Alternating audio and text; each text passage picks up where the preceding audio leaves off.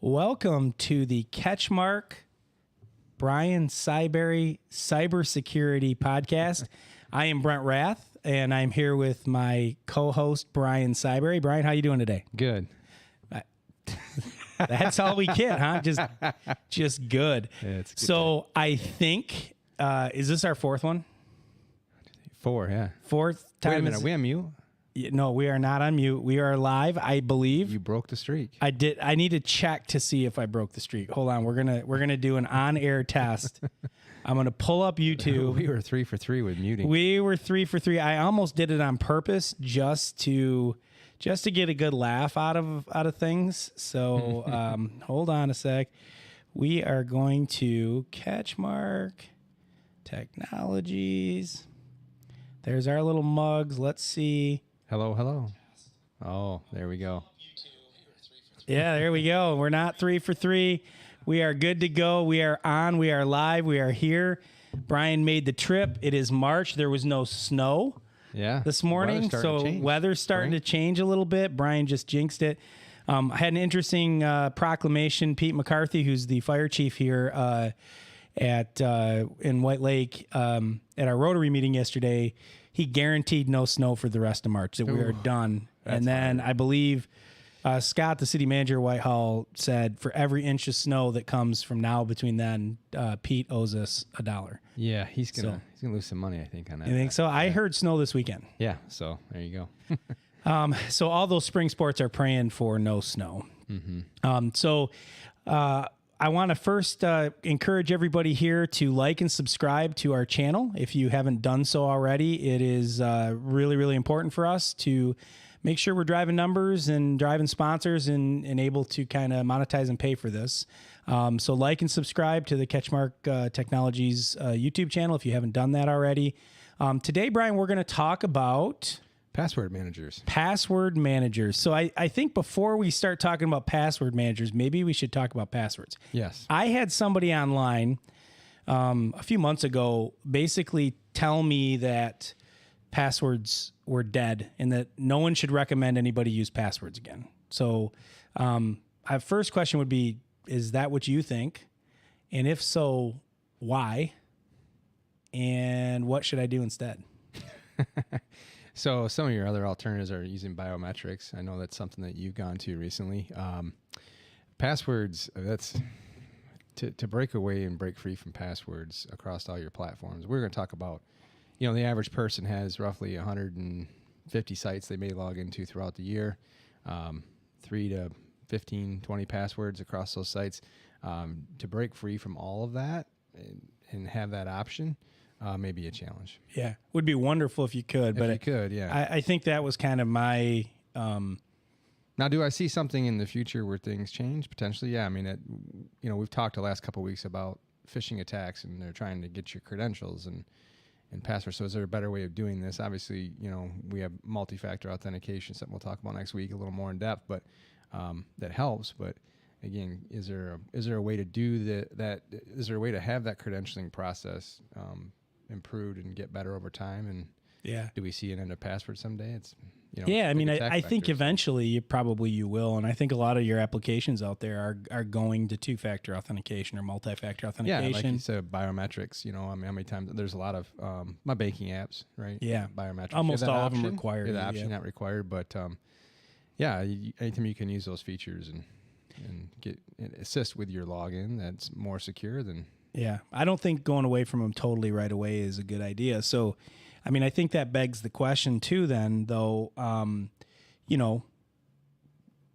insecure are passwords? It depends. It depends on your password length and your password complexity. So when I say complexity, when we talk about passwords, I'm talking about, does your password have a letter, uppercase, lowercase? Is there a number? Is there a special character? And then is it meeting a certain length? So is your password 6 characters long, 7, 8, 9, 10, 20, right? The more complex you become with your password. In other words, if your password is 6 characters long and it's only letters and a number, then that's easily cracked, right? And so when you look up graphs online to see how quickly an attacker can compromise a password, those in that 6 character range, even if they're complex, even if they do have upper lower case. Do you want to know? I have the chart in front of me. I'm going to try to make a guess here. 6, pretty instantly cracked. Yeah. 7, so it depends. Keep going. depends, right? As you move up that scale, but 7, you're talking about hours. No, depends on the complexity. Depends on some of the things. So What do you got in your chart? yeah. So 6 character passwords, its only numbers can be cracked in 33 milliseconds. If it's lowercase alphabetical, it can be cracked in 10 seconds. If it is upper and lowercase alphabetical, it can be cracked in 11 minutes. If it's alphanumeric, upper and lowercase, it can be cracked in 32 minutes. And every keyboard symbol, including the space bar included, it could be cracked in 6.8 hours. If you go to 7, those numbers go to 330 milliseconds, 4.5 minutes, 9.5 hours, 33 hours, and 27 days. If you go to 8, it's for numbers only, 3.3 seconds, lowercase alphabetical, 1.9 hours, upper lowercase, 21 days, 84 days for alphanumeric upper and lower, 7 years for every keyboard symbol.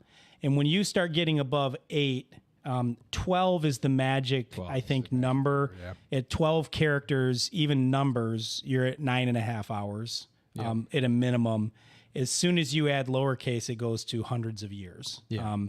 Now, it's funny, though, because, passwords are passwords under the length of, I would say, 8 characters are extremely, extremely vulnerable. Passwords under the length of 12 are vulnerable, and over, you're pretty good. But I just watched a YouTube video yesterday afternoon, last night, about quantum computing, which one, if you watch it, it just kind of blows your mind. And like the state of a on or off a bit or a byte, and how it can have like multiple, like some powers of like some ridiculousness of computing. And there's problems with quantum computing and how do you get the information back out. But the whole idea was that quantum computing would basically, once they figure it out, that it'll render every encryption device and every encryption method that we have useless. I've seen some of that. You will not be able to send encrypted information. Yeah. It'll break everything. So, and I'll say too, like with passwords, getting back to passwords, with that chart you were reading, and those different lengths of time, right? Yep. That chart is taking into consideration not only are you meeting the complexity of upper lowercase numbers, but there's variety. And a lot of times as humans, what we do is we create a password. It took us a while to get there, right? We've got, maybe we've got that base part of it. So we've got some numbers, some letters, upper, lowercase, and then we feel comfortable with that password, and we go to the next website. We just keep reusing. Well, so maybe we reuse 10 of those characters, and we change the last 2 to get to 12. Yeah. So somebody cracks the first one, and they know your site. You have other accounts, and we default go to 1 and 2. Right. Exclamation point. Yeah. So patterns. Patterns, right? Exclamation point @ sign, right? So my point, I guess, too, was that from a password perspective, if quantum computing is going to be able to crack encryption, which is a much more difficult math problem, passwords are going to be a thing of the past at that point. Yeah. Like no password will be secure. This chart that says it's 11 years to crack an only number 16 character password, that'll be instantaneous. Yeah. It'll be milliseconds to crack that. And so, again, not trying to scare everybody, but you got to be aware of some of this stuff. 2-factor authentication puts a stop, or multi-factor authentication puts a stop to a lot of that at this point in time. Now, we don't know what that looks like in the future. The YouTube video I was watching talked about how people are grabbing encrypted data by the bulk, like nation states like China grabbing bulk, because they know they're going to be able to decrypt it in the future, and in maybe 20 years there'll be still some valuable intelligence in that. So again, the way computing changes, you just got to be careful, because that chart could be rendered obsolete with a brand new chip architecture and engineering breakthrough. And so you got to be protecting yourself with that. So passwords are here to stay for a bit. Yep. We talked a little bit about that. We talked about complexity. We understand that you got to have password complexity. We understand that we really should have multi-factor authentication. but we're going to still need passwords around. So the point of this discussion today is to talk a little bit about password managers. And so let's start out. Are they safe? I get that question nonstop. And so just for those who don't know, what is a password manager, right? Good job, Yeah, Brian. so a password manager is, we talked about creating complex passwords. 12 is that secret sweet spot right now.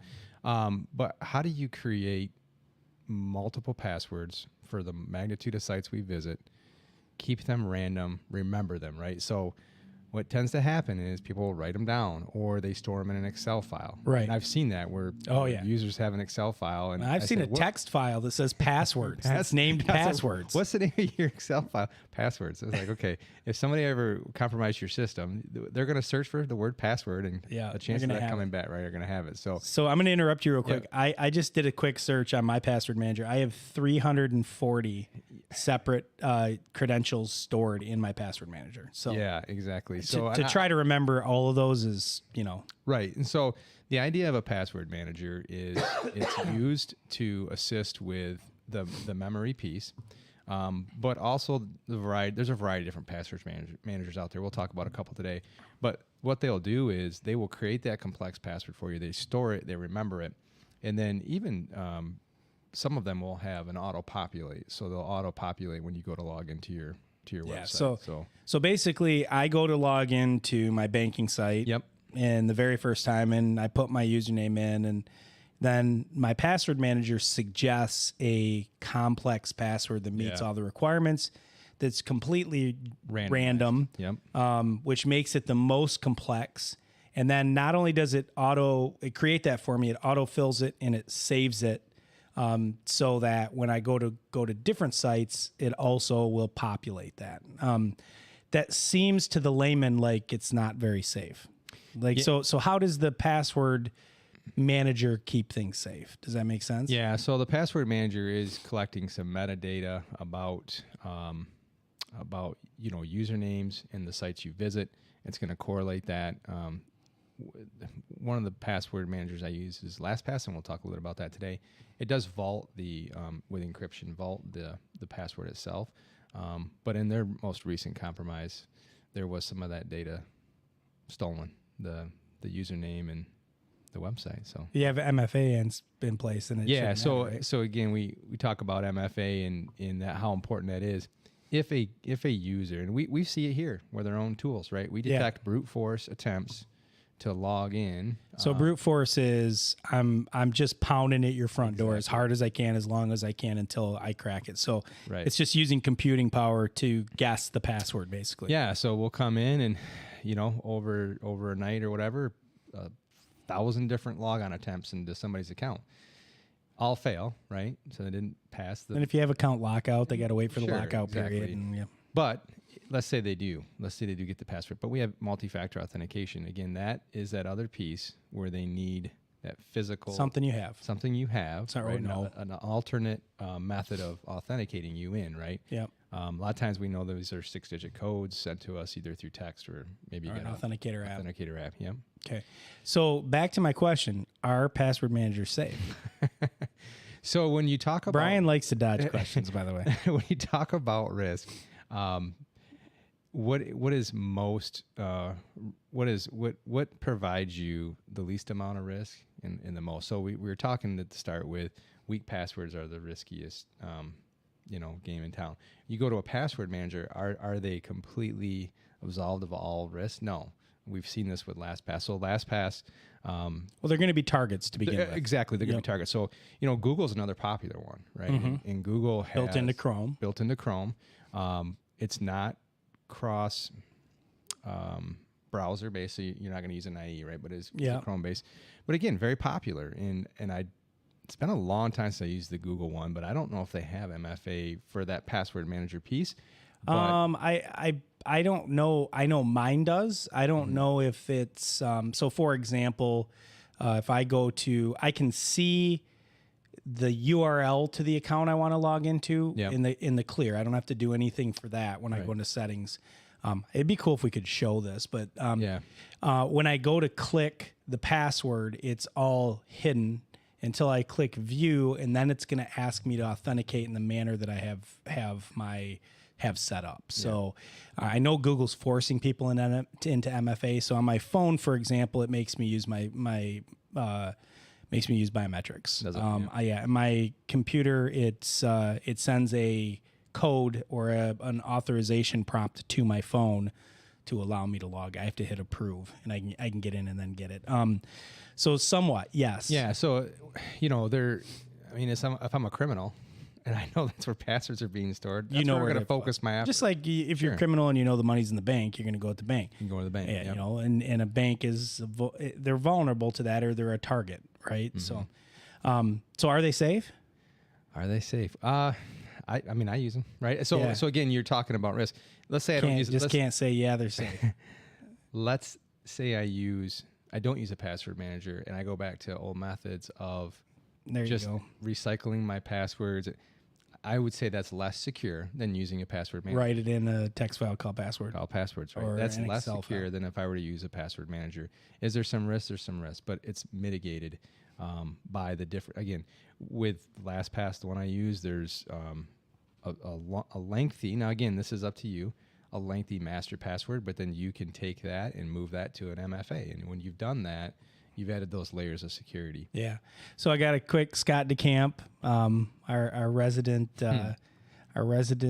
journalist, says good job, guys, looking good. Scott, we appreciate the fact that you're listening to our jibber jabber about passwords, and you know, he's just around the corner, so he could come in and say hi too if he wanted to. But so they are safe, or they're not safe?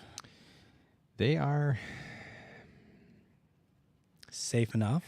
They're the safest way to manage your passwords. Okay. So I think I would agree with that. And I do understand where you're going with the risk piece, right? Like there is nothing. So there's nothing foolproof. There's nothing that is without risk. And I think that's why you're having a hard time. Like, but like LastPass was, had a breach, right? Right. Again, what data did they get? Are they truthfully about all the data that was captured? They told us, the username and the sites you're visiting. It's not to say that other password managers are not also vulnerable, or if even LastPass, because of this, not breach, just vulnerable, but even breached already. They just don't know it, or they didn't tell us, or didn't tell you, right? So, as let's say this causes a downgrade in user base in LastPass, and all of a sudden 1Pass becomes more popular. That's another Bitwarden or Bitwarden, right? And so, yeah, I'm sorry, keep going. No, I mean, there's always the possibility. We talk about forever. I know I'm going to get you going here. Forever we talked about. We only got 12 minutes left. Macs are the safest computer around. And oh my gosh! Because here we go. Right? They don't get viruses. They don't get viruses. They don't get hacks a Mac, right? Oh, give me a break. But PC was the dominant asset. Yeah, 90% of the market share. So why that's where you're going to focus your attack. So as one password manager, may decrease its user community over time, and one rises to the top, that's where the gold is. That's where you're going to go after. So a couple of things I want to make clear. So I also use LastPass. I use LastPass and Google, both. Both of those, two-factor authentication for both of those. So LastPass, I have an authenticator app.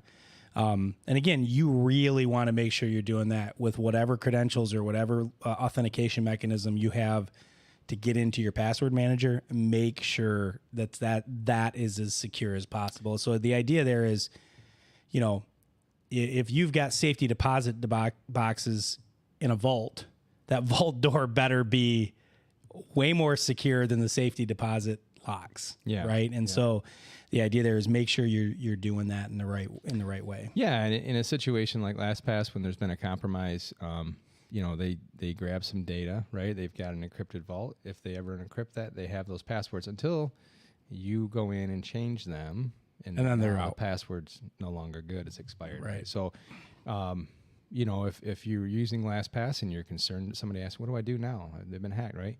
You can roll your passwords. Go in there. I know it's like you said, you have 330 sites. How long does that take to go change all those? But that's one way to help mitigate that risk of their breach.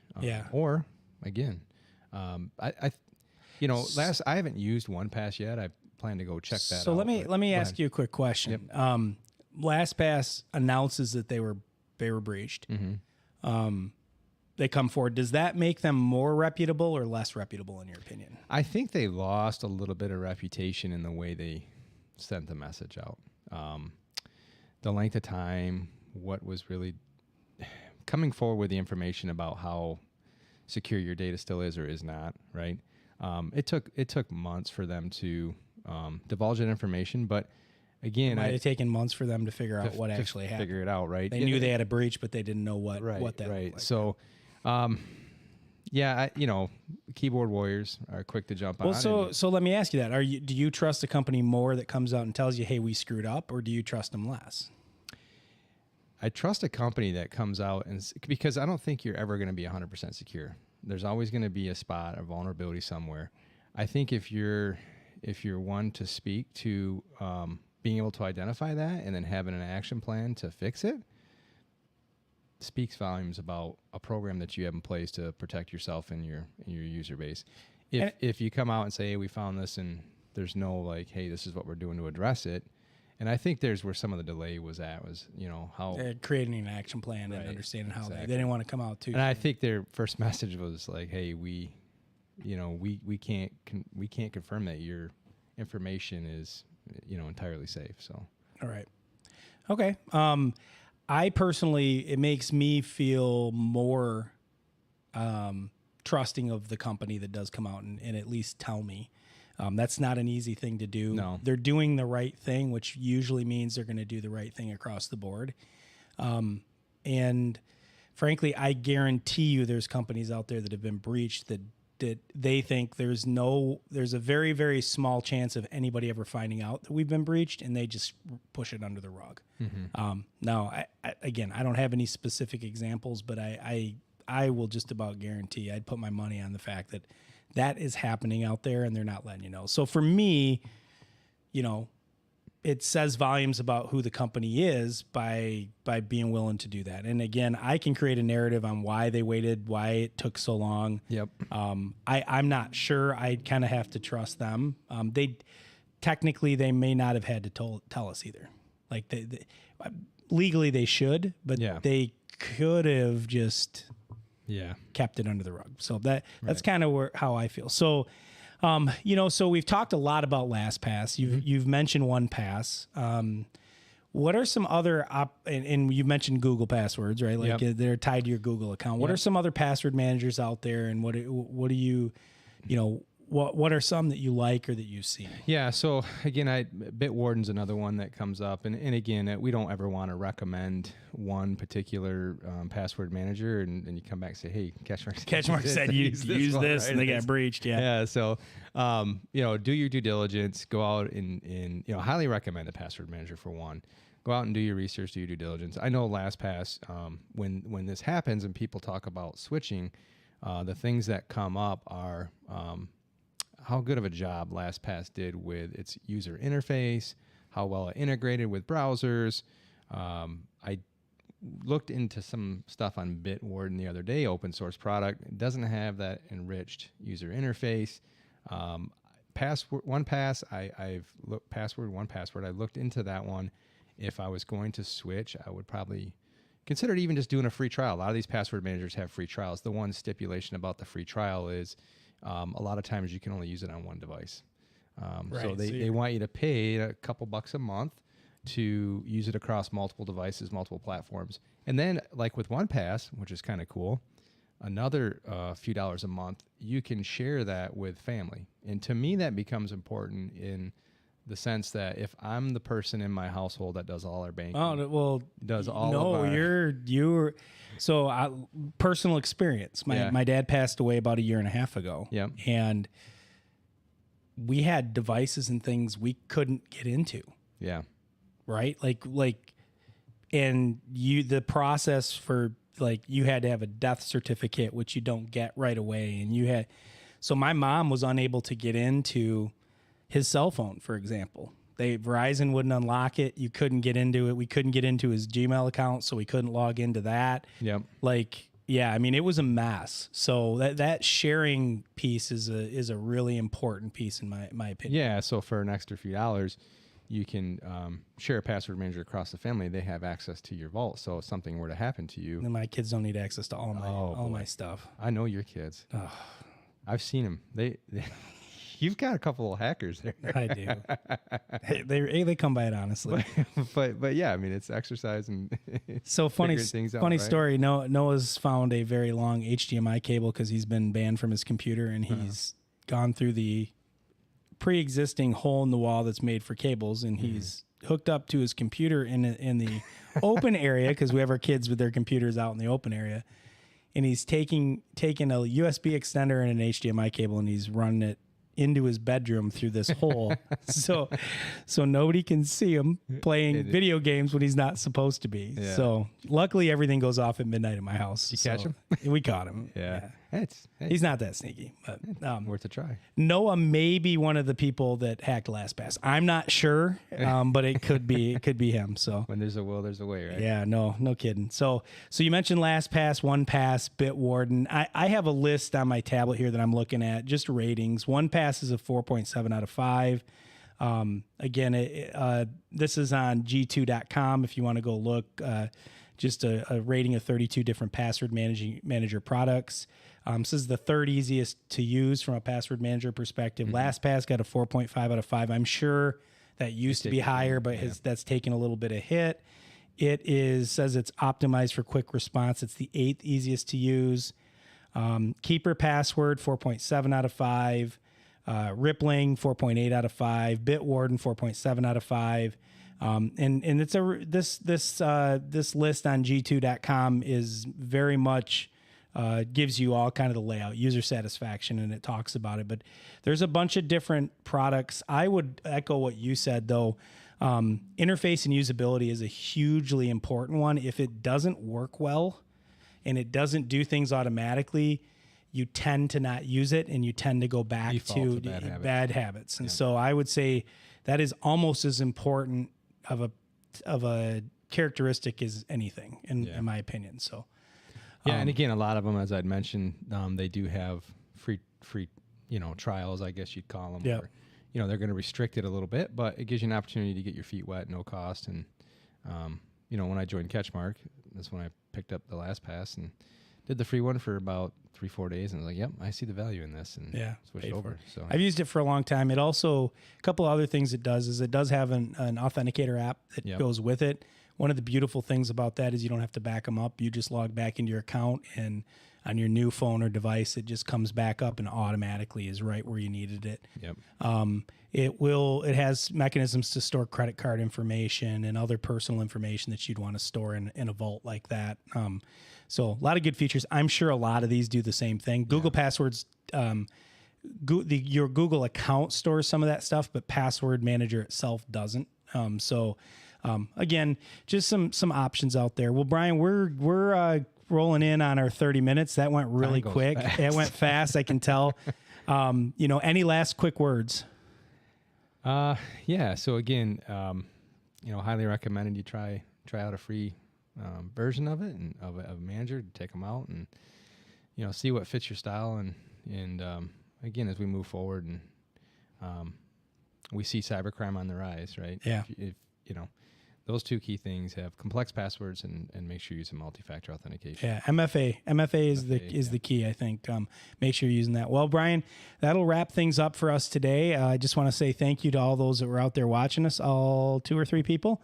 Hopefully we provided some information and some things that will help people and solve problems, which is our mission here at CatchMark. I would again ask, if you enjoyed this podcast, if you enjoyed what we do, like and subscribe to our page, and always look us up at CatchMarkIT.com. We do this stuff for a living, and again, we help people and solve problems. So I, again, appreciate everybody that watched, and for Brian and I, we will see you in a couple weeks. So thank you very much.